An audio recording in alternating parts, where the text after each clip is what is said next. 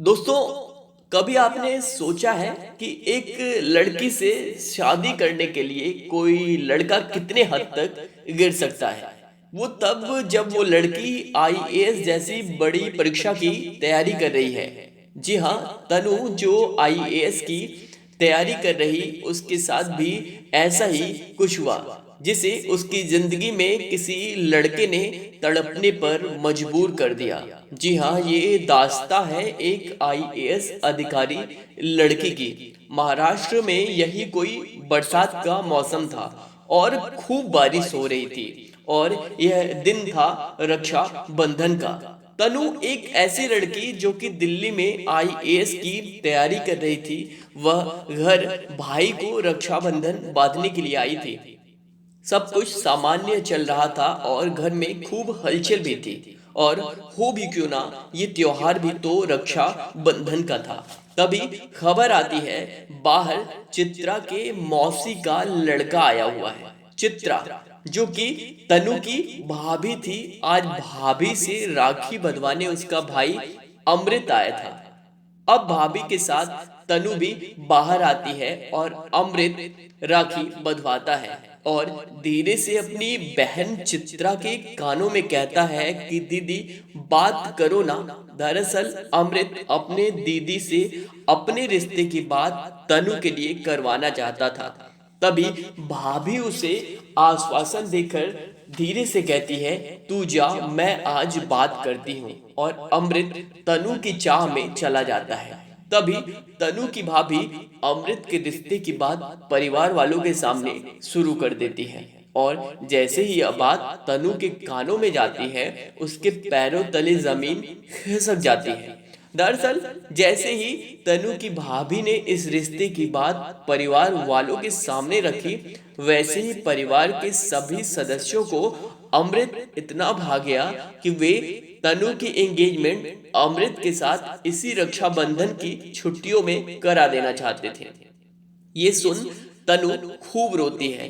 अभी 2 दिन पहले अलग मूड में रक्षाबंधन बांधने आई तनु समझ नहीं पा रही थी कि उसके साथ हो क्या रहा है। और सबने यह अब तय कर लिया था कि तनु को अब दिल्ली नहीं जाना है। तनु झट अपनी माँ के पास जाकर रोने लगती है। सभी यूपीएससी एस्पिरेंट्स की तरह तनु की भी चाहत बहुत ऊंची थी।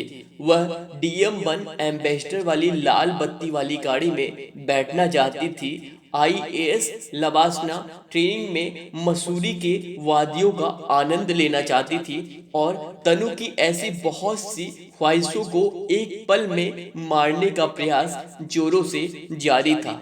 तभी माँ के पास तनु का बड़ा भाई विनय आ पहुंचता है और साफ शब्दों में यह आदेश देता है कि देख, अमृत बहुत अच्छा लड़का है और क्या दिक्कत है तुझे? अच्छा कमा लेता है, सब कुछ तो है। जैसे ही अच्छा कमाने वाले शब्द तनु के कानों में जाते हैं, वह और रोने लगती है, क्योंकि यूपीएससी की ख्वाहिश रखने वाली लड़की अपनी जिंदगी को एक काल कोठरी में कैद कर नहीं रखना चाहती थी, जिसके सपने आईएएस बन जिला संभालने, पावर में आने, पुलिस अधिकारियों के बीच रहने के थे। उस लड़की को अचानक से शादी कर गृहिणी के रूप में कैद होने के लिए कहा जा रहा था। तनु, जो कि पिछले 2 सालों से दिल्ली में थी और यूपीएससी की कोचिंग कर रही थी, उसकी आधे से ज्यादा तैयारी हो चुकी थी और सभी यूपीएससी एस्पिरेंट की तरह दिल्ली में उसका एक एक मिनट बहुत महत्वपूर्ण होता था। दिन भर किताबें पढ़ना, अंतर्राष्ट्रीय संबंधों को देखना, करंट अफेयर करना, ये सब तनु की जिंदगी की आदत बन चुकी थी। लेकिन इन आदतों को छोड़ा घर वाले उसे दूसरी आदत दिलाना चाहते थे। दरअसल अमृत, जो कि तनु से उम्र में 6 साल बड़ा था और एक इलेक्ट्रॉनिक की दुकान चलाता था, उसे तनु खूब पसंद थी। लेकिन तनु को तो आईएएस की गाड़ी, रुतबे, पावर और समाज सेवा के अलावा कुछ भी नहीं दिखाई देता था। अब सबने तय कर लिया कि आने वाले मंगलवार को तनु और अमृत की एंगेजमेंट करा दी जाएगी। इधर तनु लगातार परेशान थी और अपनी एक दोस्त को इस बारे में सारी जानकारी देती है। उसकी दोस्त पूर्णिमा तनु को समझाती है कि देखो, जिंदगी सिर्फ एक बार मिलती है, जो करना है कर लो।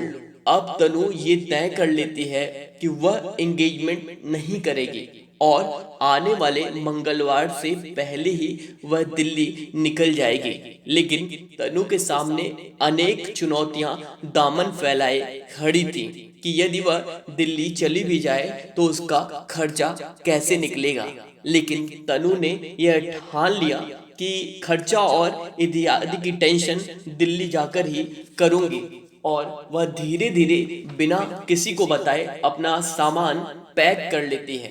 अब तनु अब सभी के लिए तो सब कुछ सामान्य चल रहा था और परिवार वालों आने वाले मंगलवार का इंतजार कर रहे थे कि रात हो जाती है, और तनु ने अपना प्लान तैयार कर लिया था। अगली सुबह वह बिना किसी को बताए सुबह सुबह की ट्रेन से दिल्ली निकल जाती है। और अब जब सुबह लोग उठते हैं और इसकी जानकारी परिवार वालों को लगती है तो वे गुस्से से लाल हो जाते हैं। तनु का भाई लगातार उसे फोन करने की कोशिश करता है, लेकिन नंबर स्विच ऑफ जाता है। तभी देर शाम तनु का नंबर लग जाता है और भाई उसे खूब खरी खोटी सुनाता है। इधर तनु की भाभी के भी तेवर चढ़े होते हैं, और चढ़े भी क्यों ना, भाई की एंगेजमेंट जो टूट गई थी। अब तनु साफ साफ कह देती है कि उसे शादी नहीं करनी, और इस पर भाई भी जवाब देता है कि ठीक है, देखता हूँ तू दिल्ली में कैसे रहती है, आज से तेरा सारा खर्चा बंद, और फोन रख देता है। अब तनु के सामने यूपीएससी के सिलेबस के साथ साथ खर्चों की भी जिम्मेदारी आ जाती है। जैसे तैसे कर 15 दिन के खर्चे तो चल जाते हैं, लेकिन अब आगे क्या। तनु की दोस्त पूर्णिमा उसे एक टीचिंग कंसल्टेंसी का नंबर देती है, और उसके माध्यम से अब तनु 9वीं और 10वीं के बच्चों को ट्यूशन देना शुरू कर देती है, और हर महीने इतने पैसों का जुगाड़ कर लेती है कि वह दिल्ली में रह सके। अब वह अपनी तैयारी में जोरों से लग जाती है, लेकिन हर रोज अमृत उसे फोन कर परेशान करता रहता। लेकिन तनु को तो आईएएस ट्रेनिंग लबासना की वादियों से प्यार हो चुका था। तनु हर रोज बच्चों को ट्यूशन पढ़ाकर खुद से 12-12 घंटे पढ़ने लगती है, और कई बार तो जिन बच्चों को वो पढ़ा रही होती है उनकी किताबों से भी बहुत कुछ सीखती है। क्योंकि कहते हैं कि यूपीएससी में यदि आप अपना बेस मजबूत करना चाहते हैं तो एनसीईआरटी की 6 से 12वीं तक की किताबें आपको पढ़नी चाहिए। अब तनु को ट्यूशन देने में भी काफी मजा आने लगा था, क्योंकि ट्यूशन में पैसों के साथ साथ उसे रोज नॉलेज भी मिलती थी। धीरे धीरे यूपीएससी की प्रारंभिक परीक्षा आ जाती है और तनु पास हो जाती है। और जब यह बात अमृत को पता चलती है कि तनु यूपीएससी की प्रीलिम्स परीक्षा में पास हो गई है, तो वह रोजाना उसे फोन कर और परेशान करने लगता है। दरअसल अमृत अब तनु के लिए खुन्नस से पाल लेता है, और वह नहीं चाहता कि तनु आईएएस बने। लेकिन तनु अपनी तैयारी में पूरी तरह समर्पित रहती है और मेंस परीक्षा भी पास कर लेती है।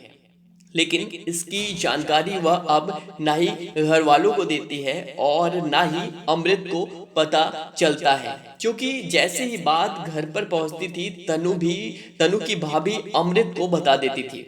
इधर अब तनु इंटरव्यू का इंतजार करती है और इंटरव्यू भी खत्म हो जाता है। और ईश्वर की विडंबना तो देखिए, तनु अपनी कड़ी लगन और मेहनत से यूपीएससी की परीक्षा में 177वीं रैंक लाती है। और जब यह बात घर पर सभी को पता चलती है तो सभी को अपने किए पर पछतावा होता है। तनु का भाई झट अपनी बहन तनु को लेने दिल्ली आ जाता है, और अब तनु वो सब कुछ पा चुकी है जिसकी उसके इंतजार था। वो एम्बेसडर वाली गाड़ी, वो पावर, वो रुतबा, वो जिसे जिले के पुलिस अधिकारियों के बीच मीटिंग करने का मौका, आज सब कुछ है तनु के पास। लेकिन यदि उसने रक्षाबंधन वाले दिन सबकी मानकर शादी के लिए हाँ कर देती तो शायद आज तनु ही रहती, बल आईएएस तनु ना होती। जी हाँ दोस्तों, यदि आपने अपने लक्ष्य, देखिए आप जो निर्णय ले रहे हैं, यदि आप उस पर पूरी तरह समर्पित हो जाते हैं तो दुनिया कुछ भी कहे, आप अपने पे भरोसा रखें, आपको वो टारगेट मिलेगा ही मिलेगा। तनु ने सब सब कठिनाइयों को पार कर आईएएस लबासना जैसी मंजिल को पा लिया। एक जिले की कमान मिली, पुलिस अधिकारियों के मीटिंग के साथ मीटिंग करने का मौका। जब आप किसी जिले में जाते हो और जिले के पूरे हेड हो जाते हो, सारे के सारे अधिकारी, पुलिस अधिकारी, सारे के सारे जो विभिन्न अधिकारी हैं वो आपके अधीन जब काम करते हो, उनके बॉस होते हो, पूरे जिले का एक हेड आपको खुद महसूस होगा कि हाँ, मैं पूरे जिले की कमान संभाल रहा हूँ। उस दिन को याद करिए और अपने पढ़ाई की गति को तेज कर दीजिए। मुझे उम्मीद है कि आपको ये वीडियो अच्छी लगी। अगर अच्छी लगी तो प्लीज़ इसे फेसबुक पे शेयर करें, व्हाट्सएप पे शेयर करें, ताकि हर तनु तक ये वीडियो पहुंचाइए। चलिए, तब तक के लिए धन्यवाद।